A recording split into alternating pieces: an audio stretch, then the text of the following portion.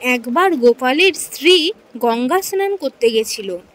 সে স্নান সেরে উঠছে, তখন সে দেখতে পেল খুব জোরে বাজনা বাজিয়ে নৌকোয় করে বর যাচ্ছিল বিয়ে করতে।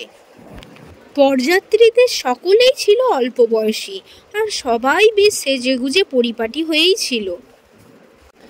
খুব আগ্রহ এবং কৌতূহল নিয়ে গোপালের স্ত্রী বরযাত্রীদের জিজ্ঞাসা করল, তোমাদের মধ্যে কোনটি বর? তখনই বরযাত্রীদের মধ্যে থেকে একজন ঠাট্টা করে বলে উঠল, বেছে নাও। গোপালের বউ কিন্তু সহজে হারবার পাত্রী নয়। সেও সঙ্গে সঙ্গে জবাব দিল, বাজবো কি গো, তোমরা তো সবাই বাছা। মুখের মতো জবাব পেয়ে বরযাত্রীরা তো মাথা নিচু করে চলে গেল।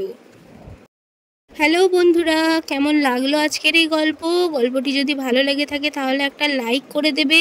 আর হ্যাঁ, প্লিজ চ্যানেলটিকে সাবস্ক্রাইব করতে ভুলো না। আবার আসছে একটা মজাদার ভিডিও নিয়ে। আজকের মতো এই পর্যন্তই, টাটা।